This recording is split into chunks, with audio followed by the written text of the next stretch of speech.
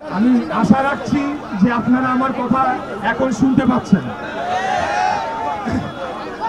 প্রিয় দেশবাসী, নগরবাসী, আমার ভাই, আমার বোন, আমার মুরব্বী, আমার এখানে সবাই যারা রয়েছে সবার কাছে আমি প্রথমেই আমাদের নেতা দেশনায়ক জনাব তারেক রহমানের পক্ষ থেকে এই যে আপনারা 6 দিন 7 দিন নিরলস পরিশ্রম করে ঝড় বৃষ্টি রোদ তাপমাত্রা বিভিন্ন প্রতিকূল অবস্থা মোকাবেলা করে এই যে আন্দোলনটিকে এই পর্যায়ে নিয়ে এসেছেন, সেটার জন্যে উনি আপনাদেরকে ধন্যবাদ জানিয়েছেন, কৃতজ্ঞতা পোষণ করেছেন আমার মাধ্যমে। এর পাশাপাশি আমি ইশরাক হোসেন, আমি নিজেও আপনাদের কাছে চিরজীবন ঋণী থাকব, কারণ আপনারা যখন এই বর্তমান সরকার আমার অধিকার থেকে আমাকে বঞ্চিত করা শুরু করলো, আপনারা স্বপ্রণোদিত হয়ে ঢাকাবাসী একযোগে নেমে এসে আজকে দেখিয়ে দিয়েছেন যে ঢাকার জোর কতটুকু।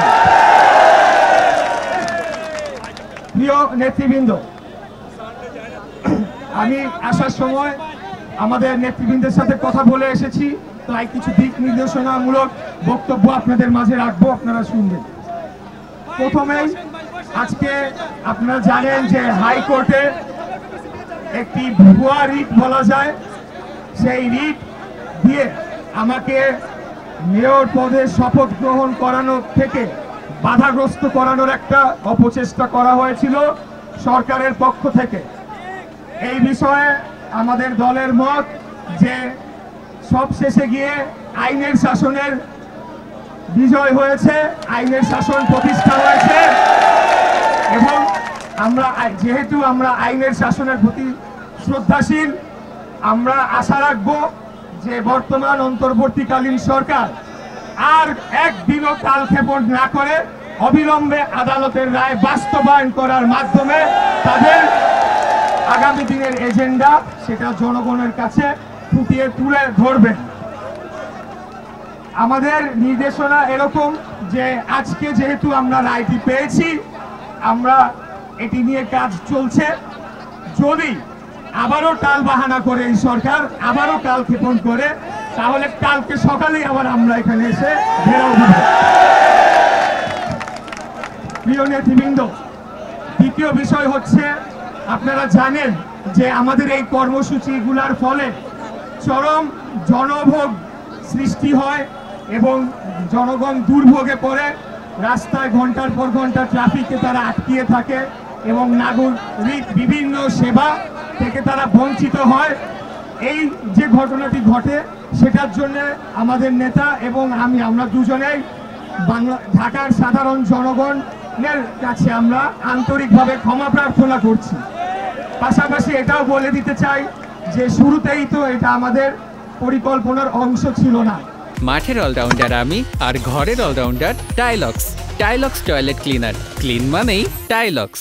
বর্তমান সরকার তারা আমাদেরকে অধিকার বঞ্চিত করতে গিয়ে এমন পর্যায়ে নিয়ে যায় যখন আমরা বাধ্য হয়ে এই ধরনের কর্মসূচিতে আসার জন্য আমরা সিদ্ধান্ত নেই। এখন গতকাল আমি একটা কথা বলেছিলাম, যেটি হচ্ছে যে বর্তমান সরকারের ভেতরে যেই 2 জন ছাত্র প্রতিনিধি রয়েছেন, যারা একটি নতুন রাজনৈতিক দলের সরাসরি সমর্থক এবং সংগঠক হিসেবেই কাজ করছেন, তাদের পদত্যাগ না হওয়া পর্যন্ত এই আন্দোলন শেষ হবে না, এই ঘোষণা আমি দিয়েছিলাম। আমি আমার সেই ঘোষণাকে পুনর্ব্যক্ত করতে চাই, তাদের পদত্যাগ না হওয়া পর্যন্ত এই আন্দোলন চলমান থাকবে। যেহেতু বাংলাদেশ জাতীয়তাবাদী দল বিএনপি একটি গণতান্ত্রিক, নিয়মতান্ত্রিক এবং আইনের শাসনে বিশ্বাসী রাজনৈতিক দল, আজকের হাইকোর্টের আদেশনার পর আমাদের দল সিদ্ধান্ত নিয়েছে যে আপাতত আমরা স্থগিত রাখব এবং সরকারকে আগামী 24 ঘন্টা থেকে 48 ঘন্টা পর্যবেক্ষণ করা হবে তারা কি করে, এবং তার পরিপ্রেক্ষিতে তাদের যে কর্মকাণ্ড সেটার উপর ভিত্তি করে পরবর্তী কার্যক্রম নির্দেশনা আসবে এবং নেওয়া হবে। এখন এখানে একটা জিনিস স্পষ্ট বলতে চাই যে রায়ের বিষয়, শপথের বিষয় আলাদা অংশ, আর এটা হয়ে যাওয়া মানে প্রথম যে দাবিটি করেছিলাম যে ছাত্র প্রতিনিধি সহ অন্যান্য প্রতিনিধিদের পদত্যাগ করতে হবে, সেটা কিন্তু পরিবর্তন হবে না। সেই দাবির জায়গায় থাকবে।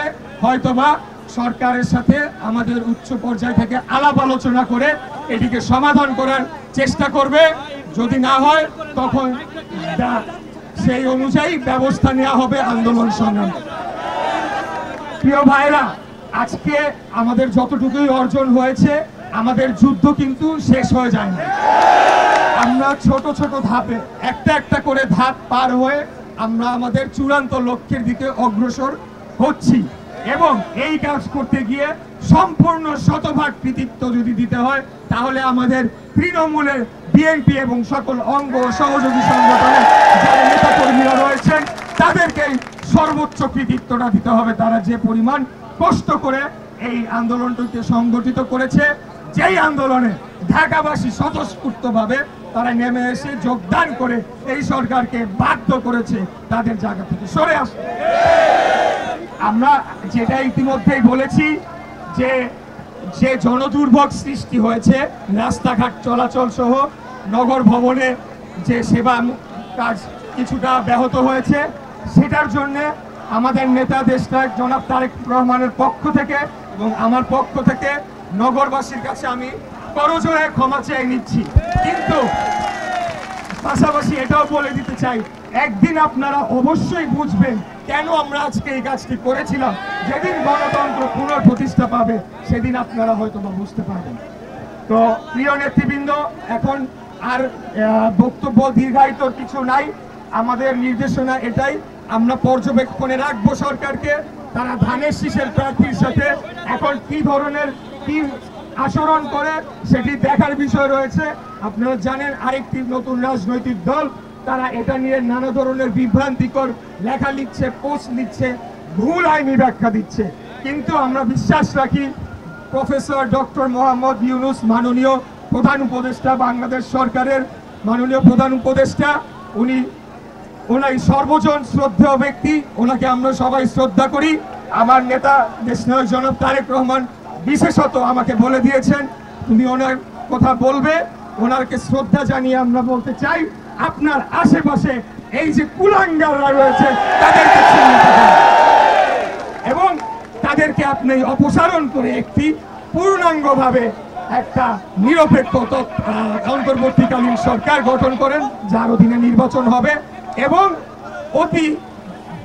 অতি দ্রুত অনতি বিলম্বে একটা নির্বাচনের তারিখ ঘোষণা জনগণ, বাংলাদেশের জনগণ দেখতে চায়, শুনতে চায়, এটা আমি মনে করি। এই আর বক্তব্য দিব না, আপনাদের প্রতি পরবর্তী নির্দেশনা আসবে।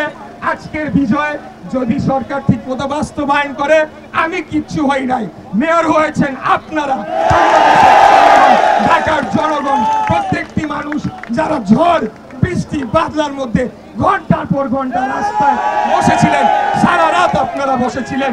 আপনাদের এই যে পরিশ্রমী নেতারা দুই পাশে আমার রয়েছে, কার নাম রেখে কার নাম বলবো, সবার নামই বলতে হয়, তাই কারোর নামই বললাম না। আপনাদের বিষয় এটা, অতএব আপনারা এটাকে সেভাবে দেখবেন এবং নিশ্চিত করবেন আপনাদের আমাদের অধিকারের সাথে যাতে আর কোনোদিন কোনো ধরনের জবরদস্তি করা না হয়।